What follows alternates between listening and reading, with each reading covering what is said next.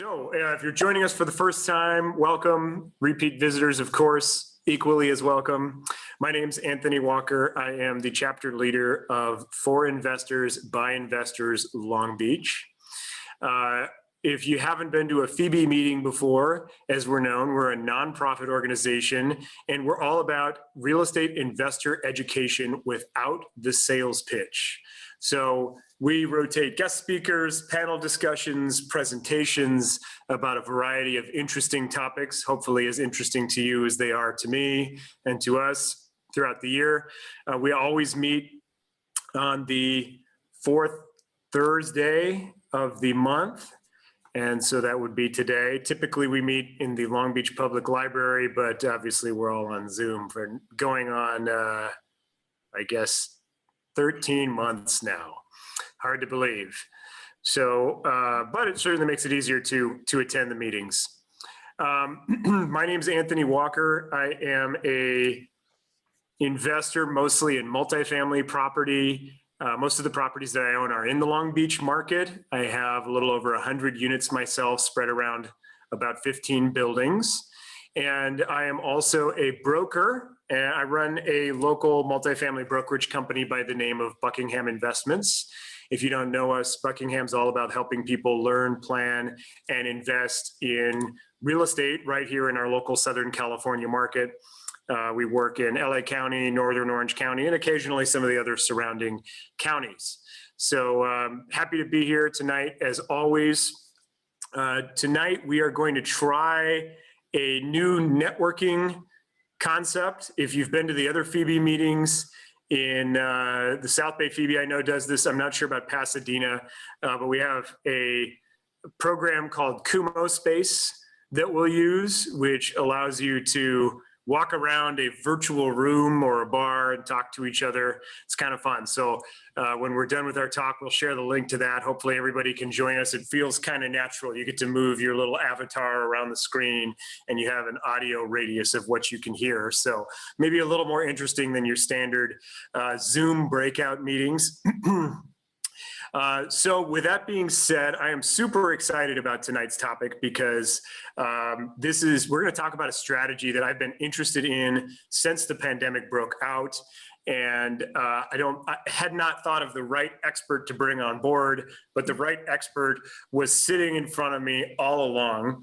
Tonight we have Fran Morgan. She is the CEO of LDC Advisors, and she happens to be in my peer executive board CEO advisory group with me, and I've known her for years, so I should have thought of this a long time ago. But let me introduce Fran really quick. She has a impressive resume, and then I'm going to turn it over to her to tell us all about commercial to residential redevelopment opportunities, which I think could be an incredible value add here post-COVID or as we continue to go through it. As CEO, Morgan directs LDC in its role as an advisor to institutional investors and owners of major real estate assets, serving her clients' needs with strategic guidance born of decades of experience. Morgan's career includes the execution of major master plan communities from entitlement through lot sales and disposition, as well as the oversight of a multi-billion-dollar real estate asset investment portfolio for the largest public pension fund in the U.S. LDC provides expertise in investor acquisitions, asset management, as well as specialty services, including litigation management, expert witness, asset disposition, and capital sourcing for developers, home builders, and other real estate businesses. In addition to her role as CEO, Morgan is the managing member and majority owner of LDC Advisors. Morgan holds an undergraduate degree in social science as well as graduate degrees in organizational communications and in applied psychology, and is pursuing her doctorate in organizational leadership. Wow, right? So without further ado, Fran, let me toss it over to you and tell us all about what we need to know about the possibility of commercial to residential redevelopment opportunities. Thank you, Anthony. And I'm tired listening to that introduction. So.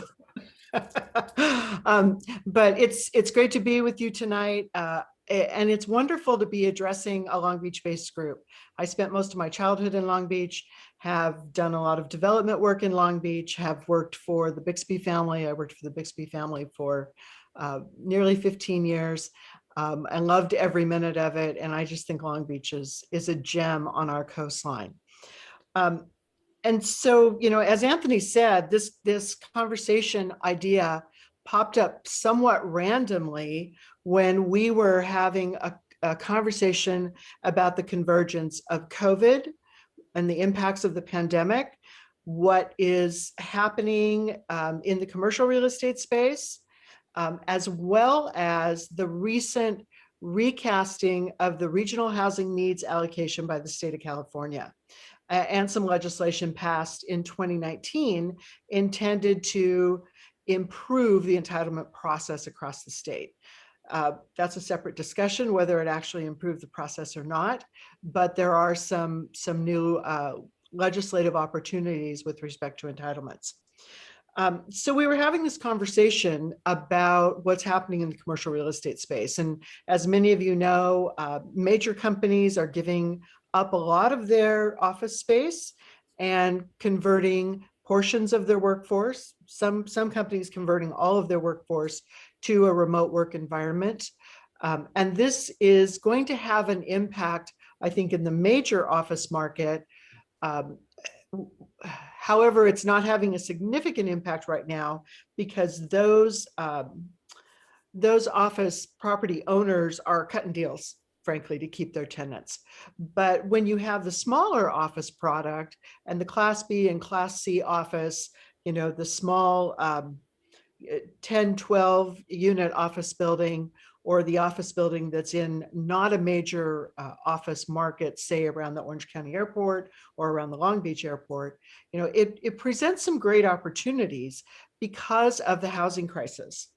So McKinsey recently did an analysis for the state of California and determined that by 2025, we will have a housing shortage of 3.5 million units in the state of California. That's a ton of houses. I mean, generally we build nationwide about 1.5 million units a year. So to have a housing shortage of 3.5 million units is overwhelming. So, and on top of that, we have an affordability crisis, as many of you know. Real estate prices are skyrocketing. So the state took a look at these two crises and said, what can we do to mitigate this? How can we encourage more housing development? COVID kind of interrupted that because as an industry, we were on a track to densify our urban cores. And COVID hit and created a bit of a hiccup there. I think it's a temporary hiccup because we still have this crisis. But what the state is looking at is how do we take our existing communities and create more units within those communities. So they updated the Regional Housing Needs Alliance allocation, RHNA, commonly known as RHNA. And then they distributed these requirements out to the counties, and they distributed them down to the cities. So now the cities are having to figure out where to put additional housing units. For example, the city of Newport Beach, which is completely built out, needs to add 4,854 housing units. The city of Oakland, nearly 15,000 housing units. And the big question is, where are we going to put these units? So one of the opportunities is converting underutilized commercial and retail properties to residential. Now, what you need to know is there are big players in this space. So you have major public home builders that are out there looking at the big shopping centers, the big opportunities to convert large tracts of underutilized commercial and retail space into large tracts of housing units, primarily townhomes and for rent multifamily. But they're not looking at the little spaces. They're not looking at the small building that sits on a 10,000 square foot lot. Right. That's too much trouble and not worth their time. So I think for the individual investors or smaller investors that want to, say, come together, form a syndicate or some kind of an investment coalition, there are opportunities in these underutilized, say, a small strip center or a small commercial building. So as we were having that conversation, Anthony brought up a building that he happens to know relatively well in Torrance.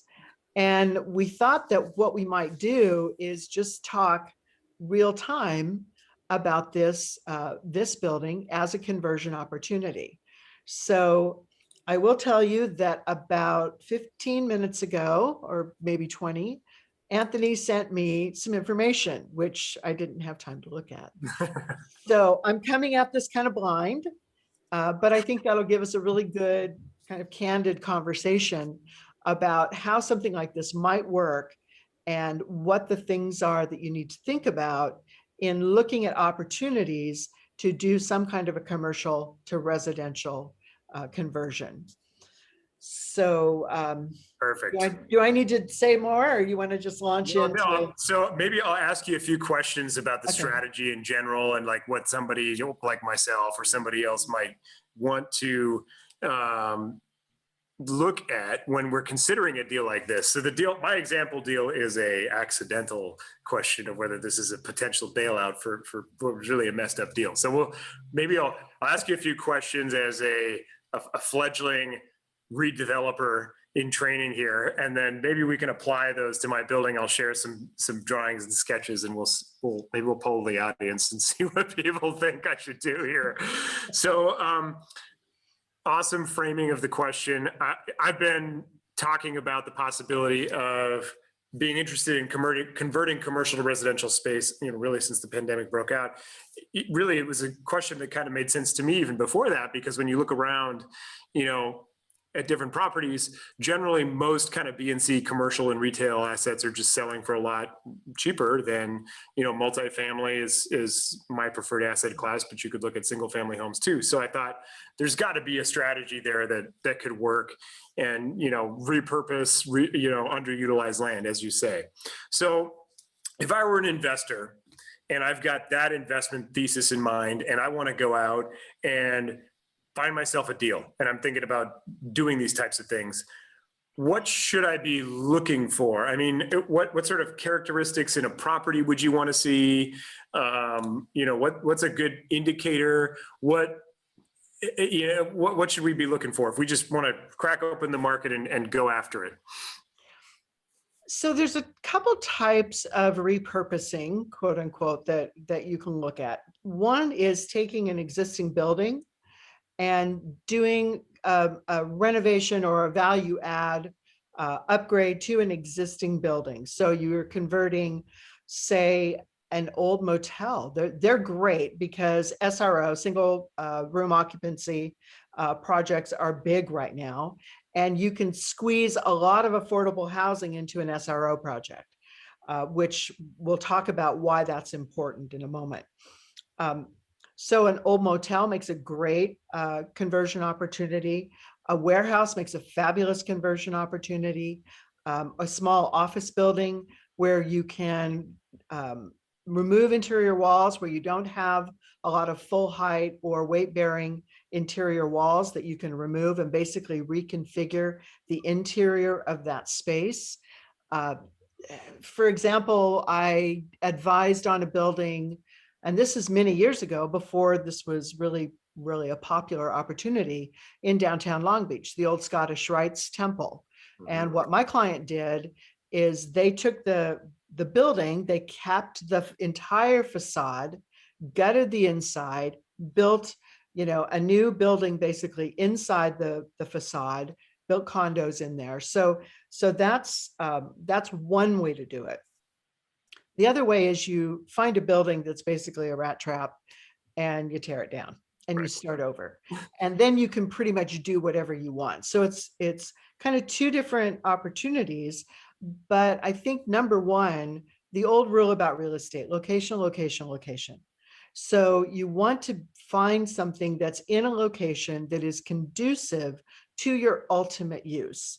So if your ultimate use is a multifamily building, You don't want to put up a multifamily building, in the middle of Carroll Park, or, in an area that doesn't have a lot of multifamily.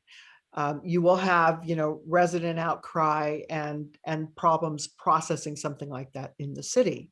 But for example, and specifically in Long Beach, there's a lot of old, what were residential properties that were originally just on small streets that have now turned into more or less thoroughfares and have been converted to commercial. Those are easy conversion opportunities to take them back into a residential use.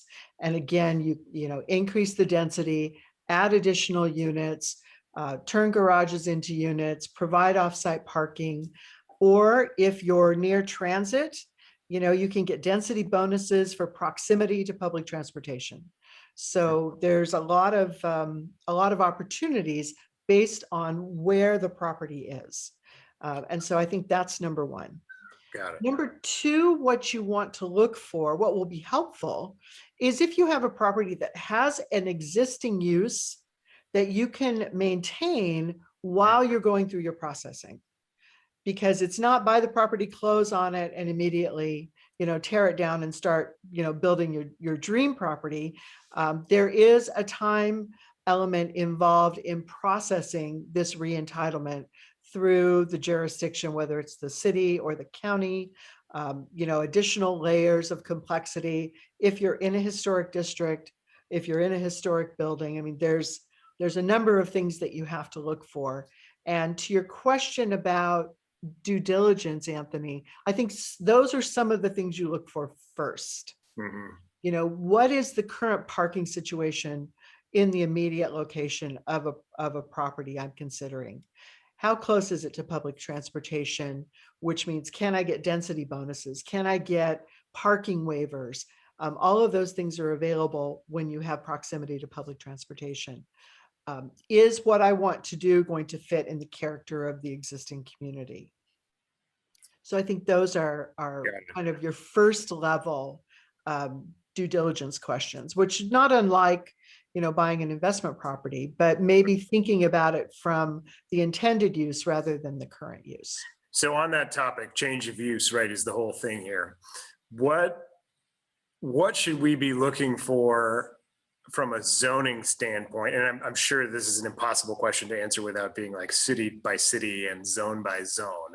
But, I mean, like if we find something that's just zone commercial, right? What is the chances of getting that approved for residential use? What's the process for doing that? How long is it going to take to get, your entitlements? What's involved there? Yeah. So it depends. And it depends on a number of factors. But going back, say, to the location question, we'll use the Orange County Airport area. That's where my office is. I'm very familiar with it. As an example, there's a lot of, say, Class B garden office buildings around the Orange County Airport, Right. 2-story. They would make great little conversion opportunities to housing. Unfortunately, they're in the airport zone, and their housing in that zone has a decibel level restriction. So because the decibels of airport traffic are at a certain level, they exceed the 65 decibel levels, you can't build housing in those communities or in those areas. So there's maps for this, and there's probably one for the Long Beach Airport, although I haven't studied it. There'll be a map and it'll show these rings, around the airport. And it's just really figuring out, where does your intended property or your subject property sit with respect to these rings regarding noise and sound quality. The same, will occur to some extent around major transportation like trains and freeways. And that's one of the reasons we see all these sound walls up along the freeways. When those houses were originally built, for example, Lakewood was originally planned, the first master plan community ever was originally planned as workforce housing for the World War II war effort. So we didn't have any of these laws back then. And we didn't have, millions of people, millions of Californians on the freeway every day. But now we do, and now we have sound and noise mitigation requirements. So that's something that you just want to be cognizant of. Every jurisdiction is different. Every city is different. Every county is different. Some will let you build right up next to the freeway, and some will say you have to build this gigantic sound wall.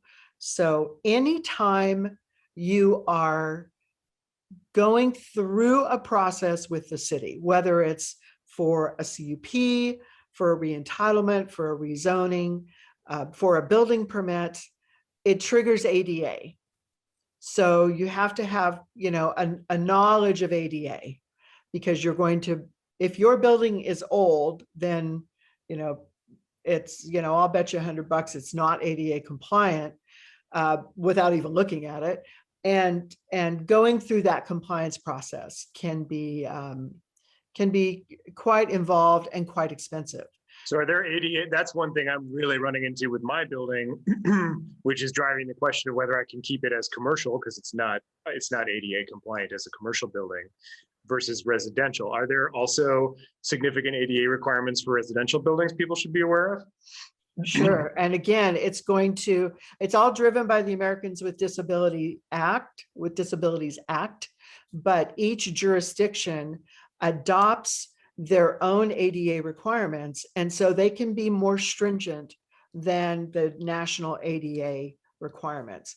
But yes, it applies to things like the way your parking is laid out. And if you have more than X units, then you have to provide a handicap parking space. And if you have stairs, you have to provide an alternative access that's ADA compliant, which in a small building can mean an elevator. Right. So it becomes really important if you're saying to yourself, I want to look in Long Beach, Torrance, Hawthorne, Gardena, that you understand the requirements in each one of those jurisdictions, because they will very likely be different. Time is another it depends question. So not only do you have just processing times, which just about every decision, every discretionary process that you go through where you have to get approval, and it's at the discretion of the city council or the planning commission or some legislative body, every approval you get is subject then to a comment and repeal period. In most cases, those are 30 days, but it adds on to everything you do. Some jurisdictions only have meetings once a month and require that you have your application submitted 2 weeks before the meeting. So that means you get one opportunity a month. And if you miss it, you've missed it. You're on to the next month. And then because of some of this new legislation that is trying to shorten these timeframes for processing, some cities are saying, look, before we'll accept an application from you, we want you to go through this committee or this workshop or this process.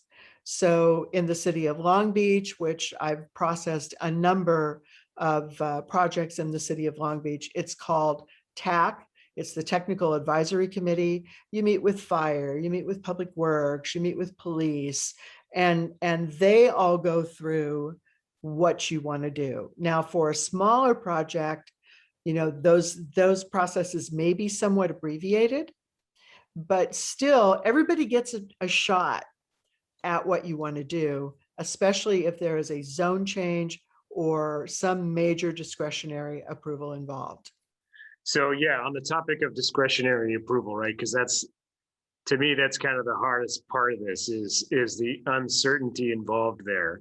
What is the difference for those of us that have never done, say, a big, redevelopment, a development project at all? What's the difference between, say, buying one of these properties in maybe like a mixed use zone that by right allows residential uses versus a commercial zone where you might require a CUP or a change of zoning? What's the difference in those two processes to get your deal approved? Well, I think you hit the issue right there, Anthony. The difference is zoning. So if you have an opportunity for an as of right project, if you're in a mixed use zone, or you're creating a mixed use project, say you're creating a project that has 2 retail units and 6 residential units, then it will be much easier because you will not have to go through the zone change process. Some cities, a zone change is not a big deal, especially if they have created an overlay for that area that says we ultimately want to zone these properties residential, or we're going to create a residential overlay over this commercial area. It makes it much easier. But if you do have to go through a zone change, depending on where the city is at in their housing element process, some cities, for example, in Long Beach, when I developed Alamitos Ridge, which is at the corner of 20th and Redondo, is an 85 unit project. It was a oil field. We remediated it, redeveloped it, and turned it into housing. We had to do a zone change. We also had to do a general plan amendment. The general plan amendment process took 9 months. Oh. So now chances are you're not going to have to do that for a small project, but we had to do that for that project because the impact of traffic and the environmental impact was so great that the city says, look, we're going to have to amend the general plan to accommodate this project. So that became the developer's responsibility to prepare all of the documentation required for the general plan amendment. Once that was complete, we could process our zone change. Got it. So with the regional housing needs allocation, do you think that we're likely to see cities take a more proactive approach and do things like give overlays on existing commercial or manufacturing? Are we already seeing that happening? I mean, is that going to be, because to me as an investor, like the uncertainty of trying to do a zone change and go to hearings and just not know is almost enough to make me like not want to do the project at all, right? Yeah, it can be daunting. And that's why I said at the beginning, to buy a commercial property that has an existing use that you can maintain, to provide some cash flow and to give you some time to work through this process is always advisable. But yeah, so getting back to the regional housing needs allocation, RHNA, every city has been mandated by the state of California to update their housing element. And the housing element is just one part of the city's general plan. And so all of the cities are updating their housing element. And as part of that, what they are doing, or what they are required to do, is not so much build units, but accommodate these additional units. And they're doing that through the overlay process, through mass rezonings. When someone is going to process a specific plan, they expand the boundaries and they pull in other areas. So yes, cities are doing that right now. And the scary part is they have no idea what they're doing. They really don't. My business partner sits on the housing element committee for the city of Newport Beach. They meet every week, and it's a committee of 12 real estate professionals. They meet every week to try to figure out how to find appropriate accommodations for these units. They also know that to get 4,800 units, they need to plan for 4 times that many. So they are trying to find 18,000 unit opportunities because they can't force any private property owner to change their property. Right. So they want to make sure that they have allocated 4 times the requirement so that there's enough opportunities to hopefully meet this need.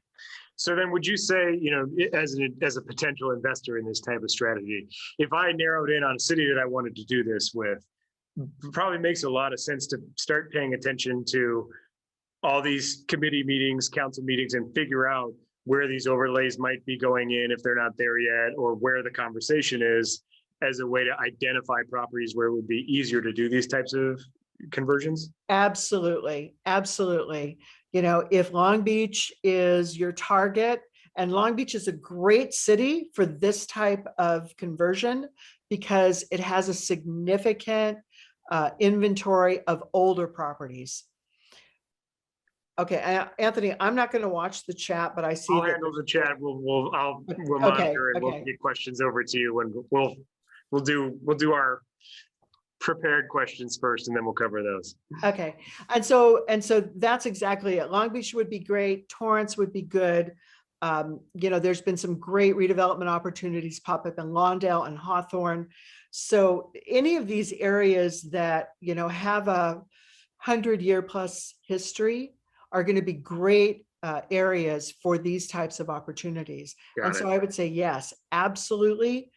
You know, watch the city council calendar. All cities post their calendars and their agendas online. So all you have to do is go online to see what that particular city is doing. Under the Brown Act, public meetings, you know, are public. So anyone can attend these council meetings and these committee meetings. And that's absolutely where you would want to start. And then you can narrow down a specific neighborhood or area and start drilling into, you know, get a farm package or, you know, if you have a relationship with the title company, you know, start getting some information on properties so that you can start drilling into ones that might be great opportunities. Now, one thing that we haven't talked about is the affordability crisis. And that's important because under the RHNA allocation numbers, there are affordability requirements. So the other key is going to be selecting properties in cities and areas that have a higher level of median income, because that's what the affordability numbers are tied to. So in the RHNA numbers, and there's a chart, and I think I sent you a link to it, but if not, I can get you a link to the chart that is all of the RHNA numbers for every city and jurisdiction in the state of California. And it says very low income, moderate income, above moderate income, what the percentage of units that they approve, how it has to lay out. So it's always safe if you can go in with a project that meets those percentages, because then there's no brain damage for the city. Right. Right now, what I'm investigating is whether you could build a project that was, say, all very low income on the affordability scale and sell credits to other developers. That would be very interesting. So that I don't know yet how that's going to work out, but it's something that I think would be a very interesting business model, because there's also special financing available for affordable housing projects. And that gets off into a whole different tangent. So the financing is a great question too, but on the topic of the affordability, how does that work exactly? So they tell you how many of each level of income you build in your building, or based on whatever you apply for, right? Once the building is built, how is that, does that become a deed restriction on that property? How does that, if the developer then resells to somebody else, is that wiped out, or does that stay with the property? So it's going to depend again on the jurisdiction, but in most cities in California, there is a level of restriction, either deed restriction or zoning restriction on those units. So if you are, say, building a multifamily project and it's got 25 units, and the requirement is that, you know, 50% of them can be market rate and 50% of them can have to fall into some level of affordability. And affordability in California, the calculation gets very complicated. Mhm. And it gets complicated based on number of bedrooms and size of families. And it's not a simple calculation. And I'm not an expert in that. There are consultants that's all they do, because the state has made it so complicated. Yeah. But it is a complicated calculation. Uh, and so if, say, you build this apartment building, and let's say that 30% of them are designated for moderate income affordability, and you sell that building, those units are still designated moderate income. So it's much like, rent control. Just selling a building doesn't absolve the rent control requirement. It still sits on the building. So it's the same type of thing in California in most cities. That makes sense. Okay, so we touched on financing for a second, and then Chris had a good question on financing mixed-use properties. I think my question before we talk about financing existing mixed use would be, how do you go about financing a commercial office retail building that then you want to, convert into residential? Is this a construction loan opportunity? I mean, what would you do to finance these deals? Well, I can tell you what I would do. So if I was buying a commercial building that I wanted to convert to residential, I would get the best loan I could find for my purchase money, because you're going to have a time that it's going to take to go through this process. And we're just going to pull a number out of the air, but let's say it's going to take you 2 years. So if I can finance a B class office building at 4.5, I'm just going to finance it that way.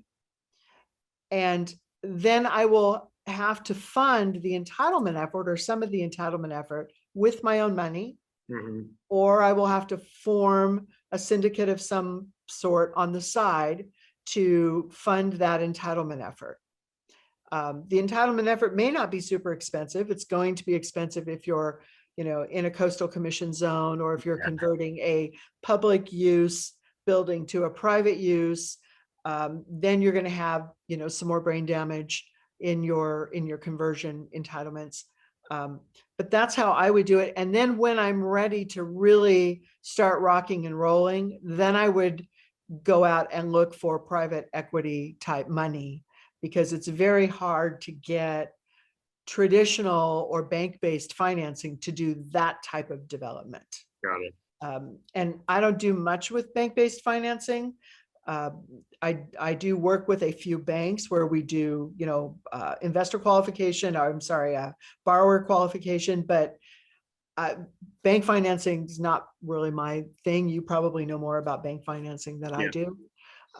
But so there's private debt out there that you can place that's at least decent terms to get the construction done.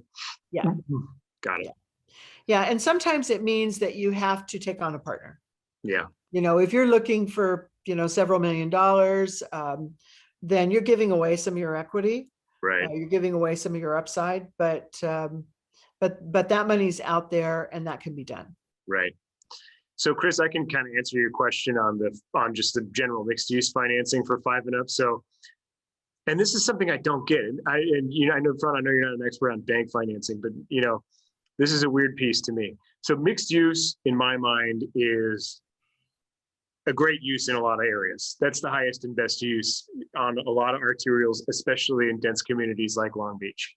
But mixed use financing is significantly worse than multifamily financing. So it's frustrating to try and go through that. And, I get why. You've got a mix of different uses for your tenants. There's a management burden with managing commercial tenants and residential tenants in the same place. The building's harder to operate and all that. But I would think that there would be better deals, that there would be better financing options available for mixed use property. As an owner of a mixed use property where our Long Beach office is located, I can tell you what I ended up getting was, first big change with mixed use is all the loans that I'm aware of for the most part are 25-year amortization, which is that changes your debt service big time, right? 25-year versus 30-year on multifamily, your payments are going to be a lot higher. The second thing is the debt coverage ratios on those loans are also higher. Last time I looked, Multifamily is at usually about a 1.2 on your typical bank program, and mixed use is like a 1.25 or even higher. LTVs are going to be capped.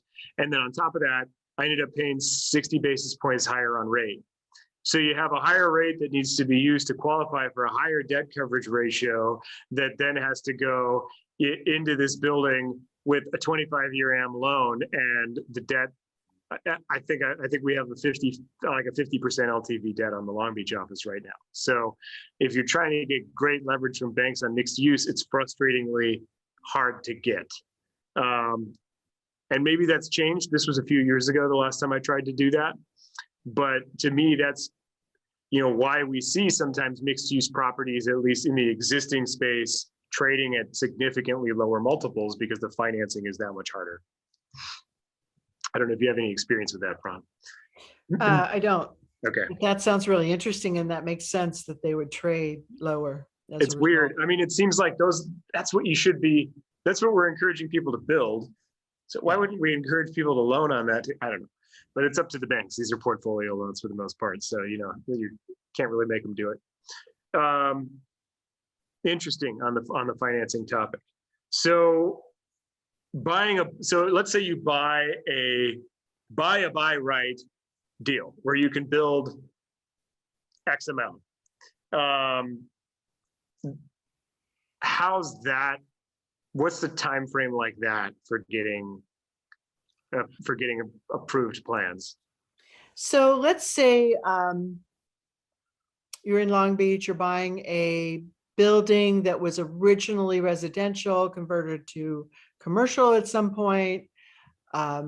So it's the underlying zoning will support your ultimate use.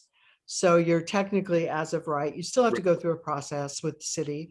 Depending on the city, will depend on that process. For example, in Long Beach, you'll still probably have to go through a site plan design review process where you show them what you're planning to do, show how you're going to meet all the setback requirements, et cetera, show how you're going to meet ADA, show where your parking's going to go, or go through a process to request parking waivers because of proximity to transportation or some other element. Because of your affordability, you may be able to get a density bonus. So instead of being able to convert to 4 units, maybe you get to convert to 8 units because you're going to provide 3 affordable units. So all this stuff kind of goes hand in hand. Got it. And those are the things that it becomes important to understand early on, because that's going to drive your performance. It's, your projections, how much money you're ultimately going to be able to make. Right. But bear in mind that every process that you have to go through with the city. So, maybe first you have to make go through the site plan design review. Could be 3 months, could be 6. Depends on how complete your plans are when you go in, how good your advisory has been, getting your package ready to submit. Have you dotted all the I's and crossed all the T's? Have you hired the right engineer? If you're in a historic zone, do you have a historic consultant that can, write a compelling letter explaining why your proposed project is going to blend in with the surrounding community?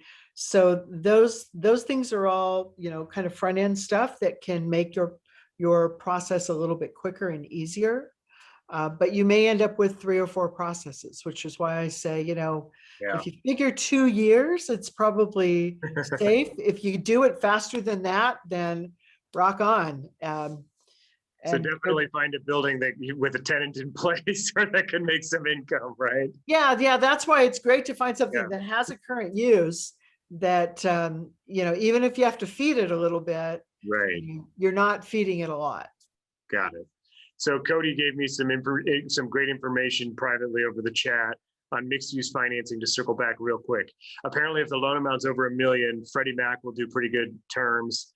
They will do it at a 1.2 DCR and a competitive rate. And then the terms get worse as the portion of the commercial space goes up, which makes sense. I've heard that before too. So thanks, Cody. I appreciate that. And then Marshall had a nice suggestion.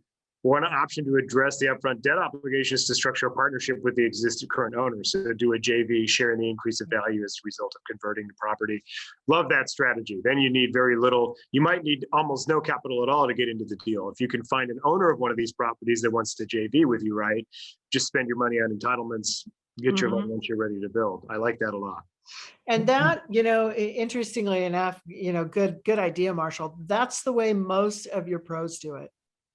So most of your public home builders or your larger developers, that's how they tie property up. You know, sometimes they'll option it with a small amount of money over a long period of time. And then, you know, a promise at the end of a stated land value plus a percentage of the deal. But that's, especially if you're buying land, that's how public home builder, well, how all home builders buy land.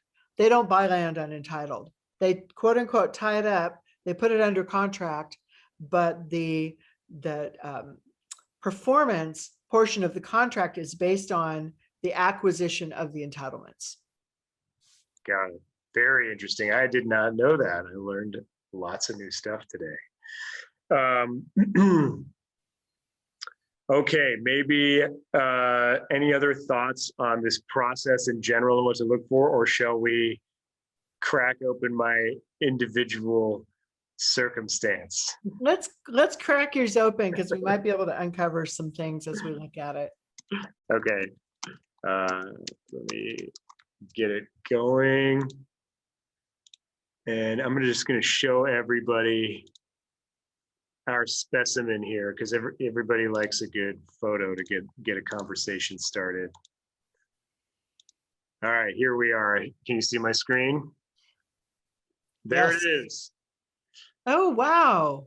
So here's the story before we get into this. So this is a owner user purchase gone horribly wrong. And so this is great about, this is what's great about Phoebe is that you get to share your mistakes and other people can learn from what you're doing. This is going to lose money, probably, unless we can just really turn this into some serious lemonade through our conversation tonight. But here's what happened with this building. This is a office building that looks like an apartment building because it used to be an apartment building. So to our earlier question, maybe that's going to help us here, right? This was originally an apartment building built in the 40s, I believe. It was converted to office in the 1960s. It's on Torrance Boulevard in Torrance. And I purchased this building over 3.5 years ago now, vacant and still vacant for our company to move into. This was going to be Buckingham's new Torrance office. And I was going to remove all the interior walls and make a really cool open concept, you know, office downstairs, upstairs. We had great plans, great renderings, great ideas. And now things did not go as planned. So initially I thought, oh, this will be easy. It'll be just like remodeling an apartment building, you know, 75 grand, 100 grand tops, no problem. You know, we'll do the usual thing that we do on the apartments. Not so fast, right? So it turns out anytime you're open to the public, you really got to do it right. You got to go through the whole city process. You got to get your plans approved. You got to get your permits. This is totally non-compliant ADA building. There's no handicap ramp. There's none of that. There's no ADA. There are 4 restrooms. None of them are big enough for ADA. So by the time I got plans together to do the build out that we wanted to move into the building, first of all, that took forever, over a year to get the plans together that I wanted. Went through a couple layouts. A couple of the changes were definitely my fault for deciding we wanted a different layout. I will take full responsibility for that. But by the time we got the plans together and bid it out, the cheapest bid was over $500,000 to do a build out for this space to then move in and have our office here, which I just couldn't make that pencil out. I would rather spend the $500,000 on another apartment building that's just rented and gonna make me money right away. So enter the idea of what am I gonna do with this property, right? So when I bought it, first of all, here's where it is, in case anybody's interested. It's also right next to some train tracks. Perfect. But it is actually a pretty good location otherwise. It's right outside of Old Town Torrance, right over here. We actually ended up moving our headquarters right over here in this building, but we're leasing right next to Honda headquarters. Pretty good location. Freeways right here, 110, 405. Great neighborhood. Actually, they're bringing the Green Line extension down not far away from here at all, right here. So it's pretty close to where they're building the public transit, right by Crenshaw and Torrance Boulevard. If you look at the lot, there's some possibilities here. So look at, this is the lot. It's large, and there's a big open parking lot in the back. It's a 7,000 or 7,500 square foot lot. I think it's 7,000. Building's 2,800 square feet. It's pitched. It's actually got some character because it used to be an apartment building, right? Here's what it looked like.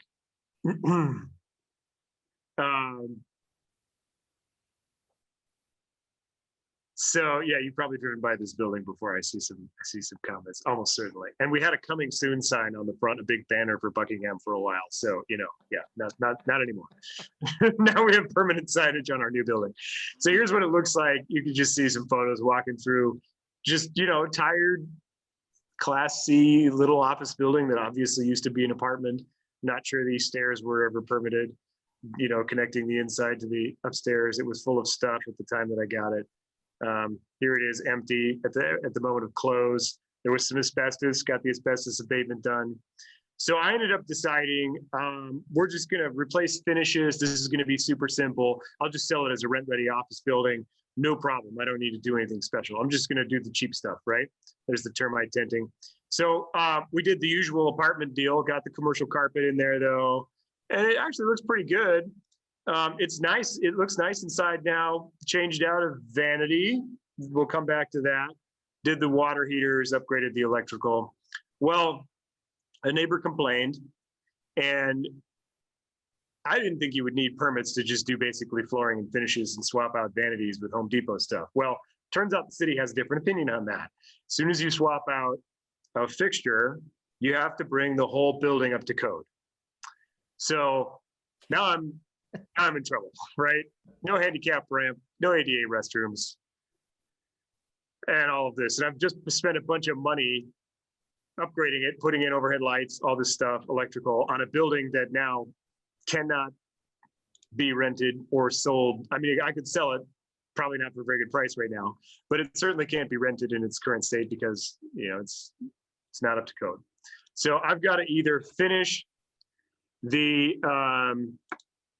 commercial permitting process and sell it as an office building. At this point, I'm going to sell it and just exchange it to something else.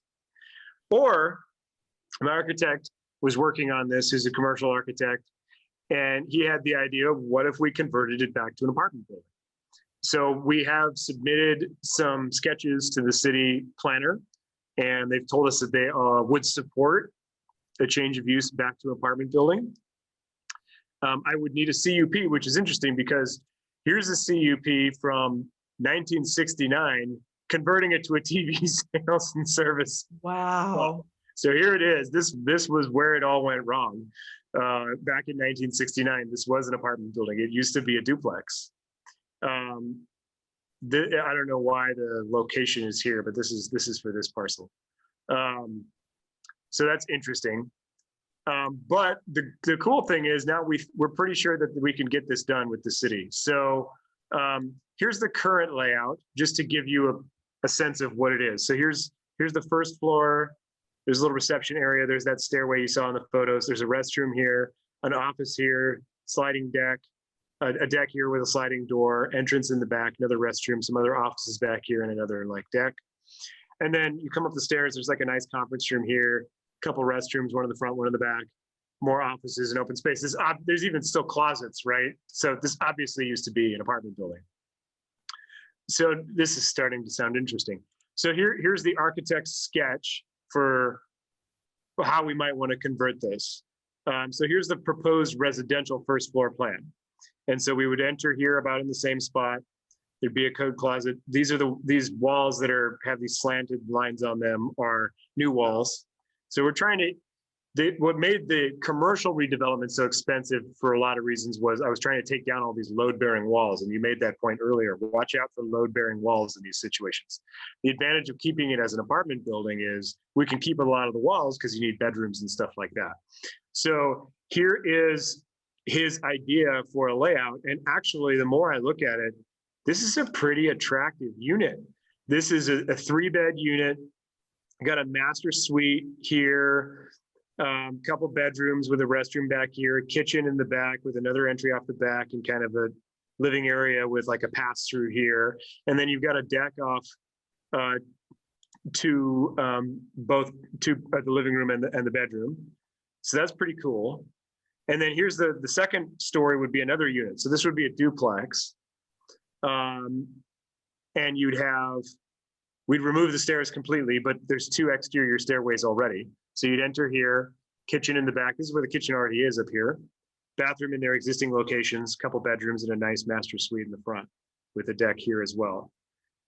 Now, where it got real interesting was he's thinking we may be able to get an ADU in the back as well. So the city is saying if we do this, we have to add enclosed parking, which I had never heard of. I didn't know that if you're converting to, there's already a parking lot in back. Why would we have to add enclosed parking? But apparently we do.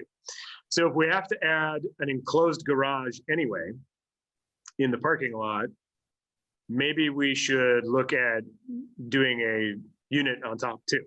So his idea is a large ADU that would bring the total building square footage to about 4,200. I think, the value's probably looking pretty good at that point, maybe $1.5 million plus for a large 3-unit over 4,000 square feet. And we think we might be able to get this approved with the city. So my conundrum, everyone and Fran, at this point is, what do I do? Do I finish off the commercial renovation, get everything up to code, permitted, do what I have to do for ADA, and just sell it as an office building, which I don't want to be on the market with an office building right now. Class C office building, even remodeled, right?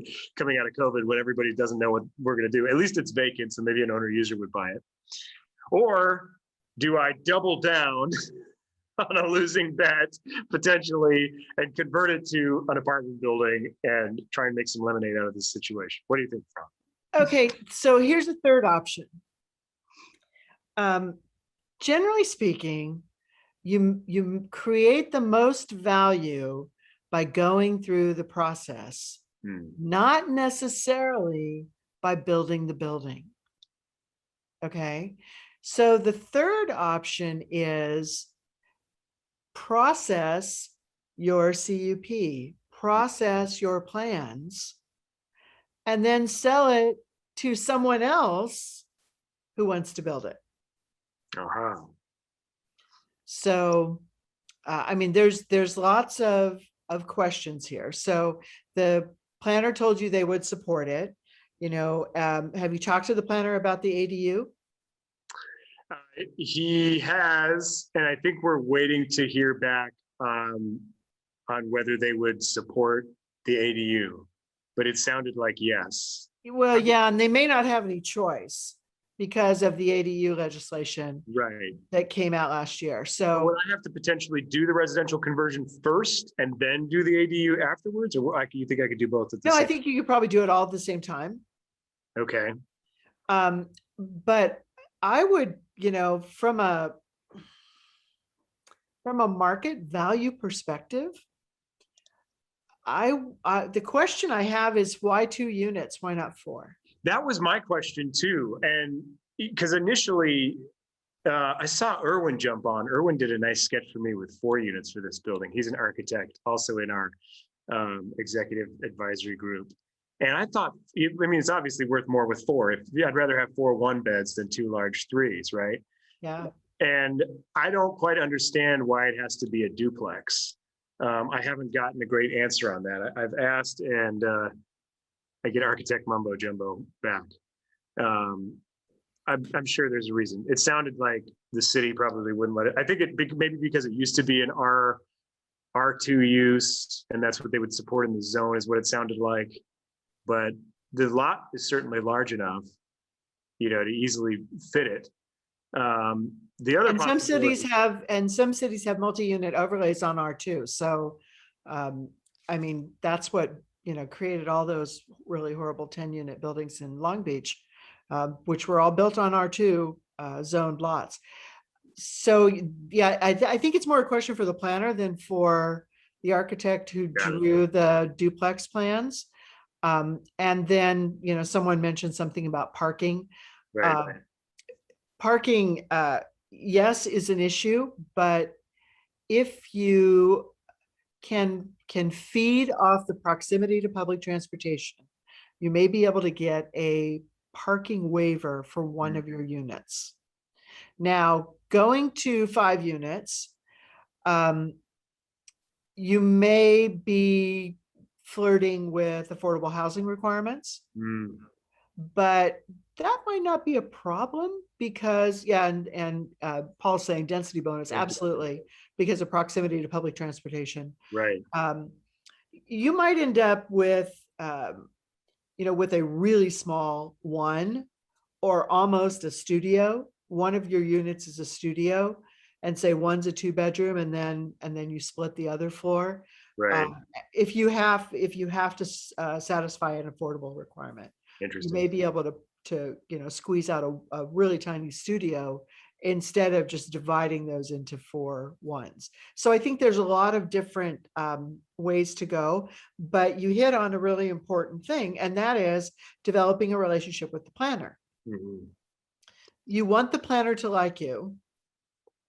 And so I've always found that it's really productive to ask the planner, what would you like to see on this lot? Right. And kind of get the perspective from the city.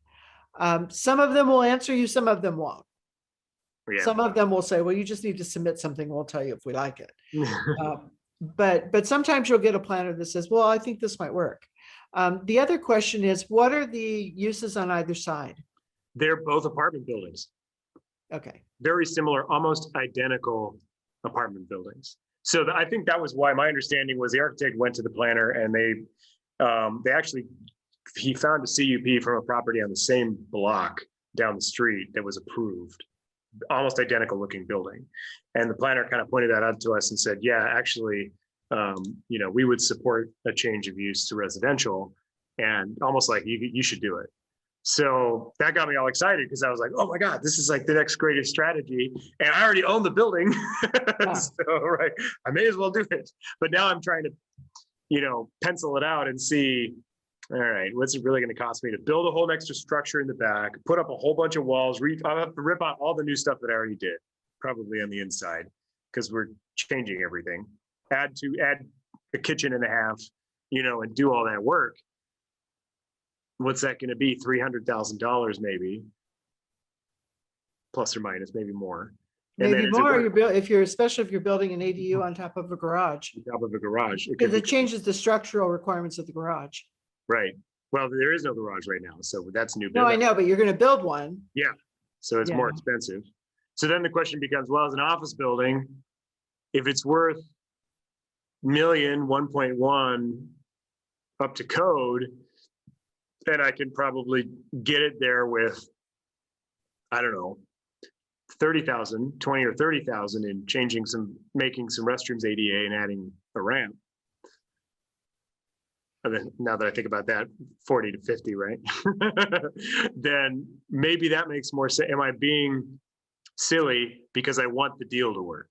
That's obviously a question for the pro formas and the exit valuations, but Well, yeah, and I think it is the question for the exit valuation. But my question to you would be, how many buildings have you built? None. Okay. So I come back to my suggestion, which may be, Anthony, do the $40,000 worth of work, right, to get on the good side of the city, right, find a tenant, a nail salon or whatever, so that you have a little bit of income coming in, process your plans, and sell it as a commercial building with plans for a residential conversion. Yeah. Because Yeah. that's where that is the major value creation. And I wish I would have prepared. We have a graphic that we used. This is 2021, probably 12 years ago, maybe 13, 14 years ago, when we were managing the land and housing portfolio for CalPERS. It was a $19 billion portfolio. We managed the whole thing for them. And trying to get, pension fund managers who are not real estate guys to understand where value is created in real estate. They had this huge portfolio of land and they had no idea where the value creation was. So we did the cone of value that showed both the value creation and the risk throughout the housing development cycle. So you start with land, you go through your entitlement process, boom, boom, boom. You create all this value. This is where your risk is. And then in the home building process, you're creating a little more value and you're creating a profit just on the home building portion. But overall, that profit is minuscule compared to the profit you've created or the value you've created by entitling the land. You have a lot less risk on this other end, and you have more risk in the entitlement side, but you also have much greater value creation on the entitlement side, especially if you're entitling into a use that is either in demand or will be in demand at the time you ultimately decide to sell this. Yep. So let's say it takes you 2 years all in, and maybe it won't, maybe it'll only take you a year to get to the point where you have these approved entitlements, you have the CUP, and you have a set of building plans that have been through plan check. And you don't want to, there you have to get with the architect and figure out what point do you stop. Right. But you've got a set of building plans that are approvable.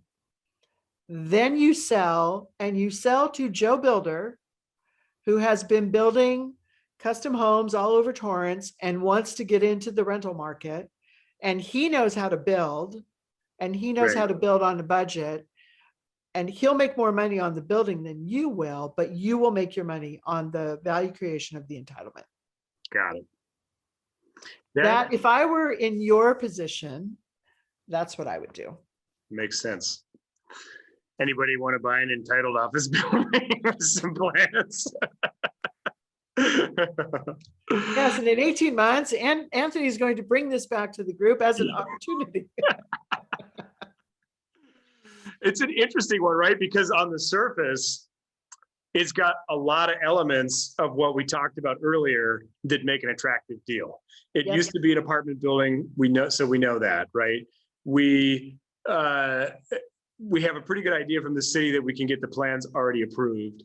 It's already physically configured like an apartment building. So, we have that already. Parking is good. Lot size is good. Seems like the zoning works for a CUP. It's near public transit. It's in a good area. Like in my head, I want to do this project, right? Because I want to prove that this is a great strategy. And on paper, I'm looking at it and I'm thinking, man, that's kind of thin, Well, and the big risk for you is you've never built anything like this before. Right. And for those of us that have, you always lose money on a few deals. And that's how you learn. But that's the other thing is maybe that's, if this is something I want to do, maybe this is the perfect opportunity to learn, right? I already own the building. It's already a failed project. Finish it off, chalk it up into a learning opportunity, and that's more valuable than the money that I would have made. Maybe, I don't know. Yeah, I'll have to decide. But I appreciate the insight. I had not thought of selling it entitled, which is I think a great option. I think you're right. That's potentially what I would end up doing. And then I've learned half of what had to be done anyway.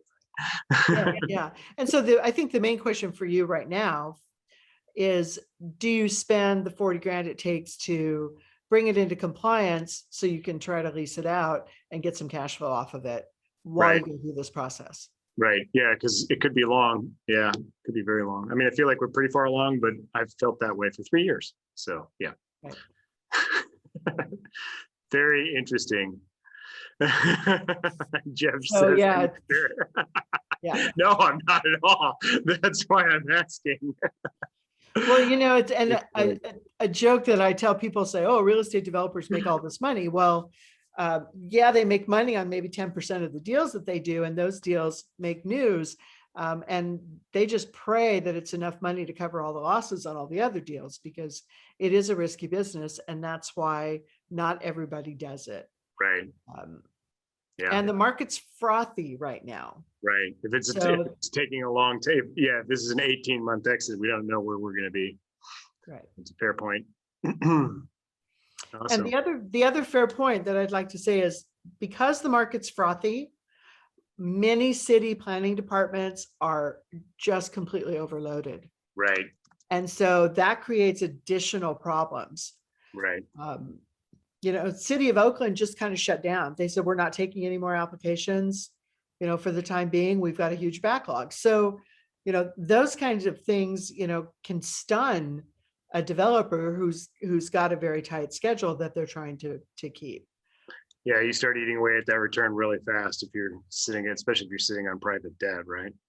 If you're sitting on private debt, or if you're sitting on a piece of property that's not turning any kind of cash flow. Mm-hmm. So interesting. So I think there's great opportunities there, but that doesn't mean they're easy. Right. Right. All right. Well, that was an excellent exercise. Thank you so much for your insight on my live project where I'm already own the building. I'm trying to decide what to do. The one silver lining there is I do have an SBA loan, so I did get 9 months of debt service paid for me by the government during the pandemic. That made it feel better. Otherwise, it cost me $6,000 a month to own this fabulous piece of property. So yeah, if anybody wants it as is, I'll sell it to you. Write me enough. I'm dead serious. I will sell it to you tomorrow. And he'll give you all these great ideas. Yeah, Fran gave you all the great ideas. I'll hand the plans over. It's yours. How much? Make an offer. I actually have a reverse exchange going on this building. So there's big value into me if you want to write me an offer on this property. This is not like a deal room type of event, and we don't sell properties at Phoebe, but I'll make an exception tonight. And my reverse exchange timeline expires on June 15th. If you can close by then, I'll give you a great deal. Otherwise, I got to look at all this stuff. Let me comb through some of the chat here. If anyone has other questions related to anything we talked about tonight, this is a ton of information. Throw it in there for us and we will get to it. And let me see if I can find some interesting ones. And I think if anyone's interested in knowing more about the California housing crisis and the RENA, specifically on the RENA allocation and how that's being incorporated into the city housing elements, I wrote a little summary paper on that and sent it to Anthony. So that's right. Let me get that in there. I actually have, I think we can put files in the chat. So I promise it's not spam or anything like that.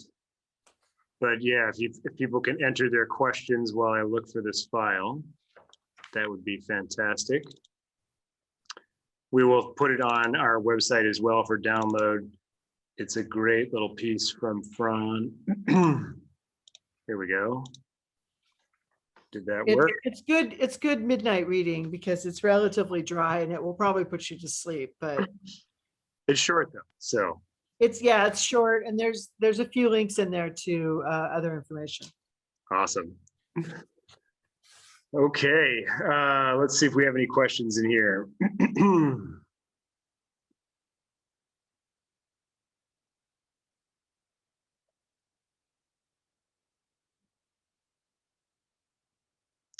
I don't see any in the older questions.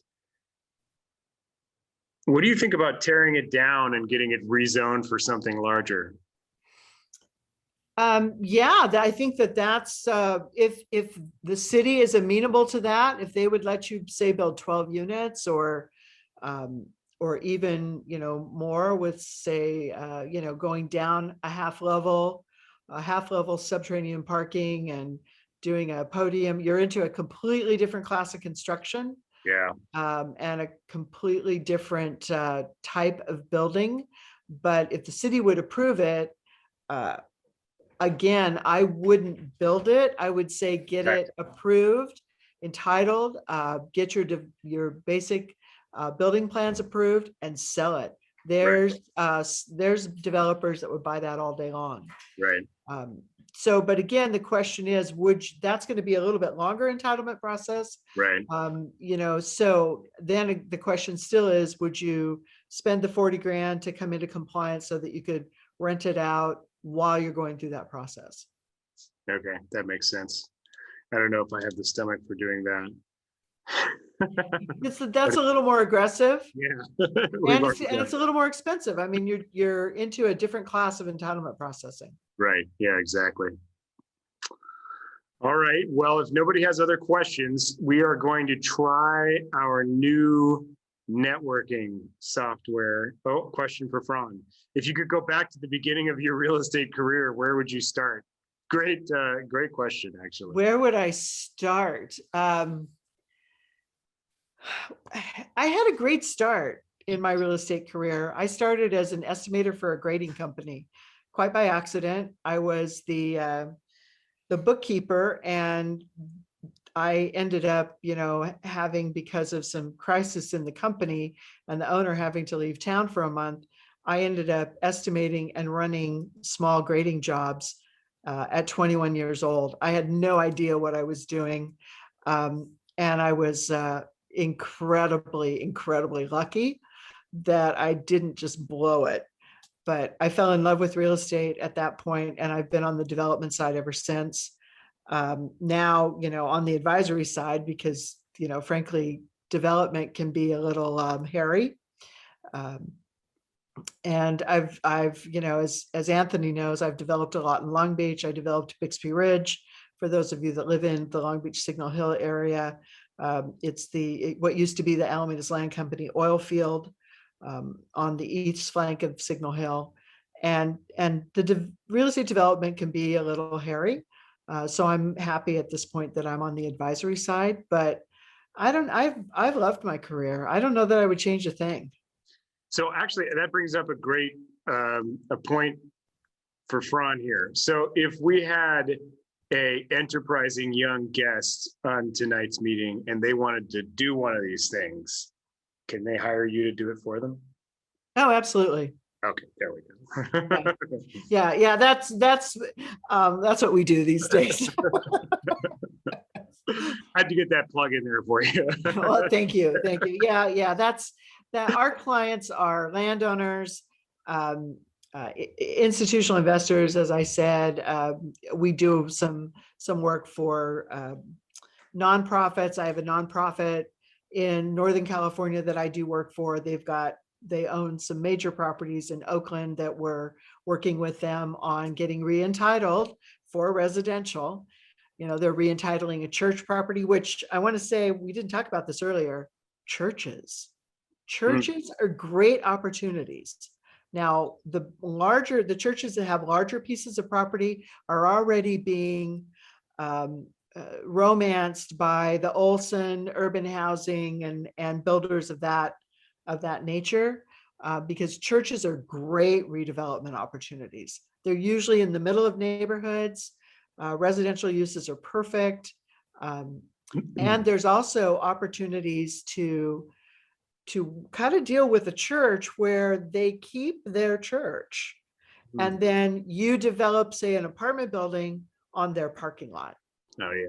And then you can create even complementary uses with childcare, and there's all kinds of ways to do deals with churches. So that's a great idea. Is it all right if I throw your contact information into the chat in case people want to reach out? Sure, absolutely. It's also on the bottom of that piece. Yeah, either pull down the PDF, or there's Fran's info. She's a wealth of information about all of these things. So let's try Kumo Space for networking. If Fran has a few minutes, maybe she'll stick around and you can meet her at the virtual bar. Malcolm, do we have our link?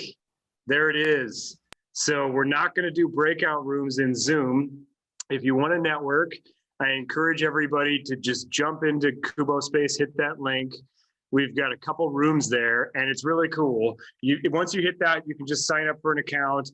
You can sign up using your Google account or whatever.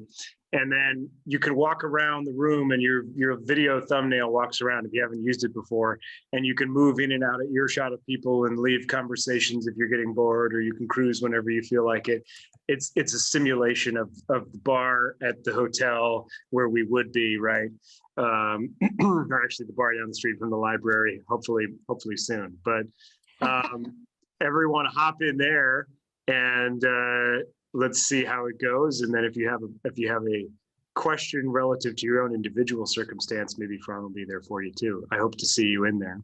And Fran, thank you so much for joining us. This has been a fascinating conversation for me. I got a little free consulting work on the side. I'm sure the bill is coming, but that's okay. So We'll figure something out. Anthony. All right. We'll do a trade. Thank you so much. Hey, thank you. This has been awesome. Yeah.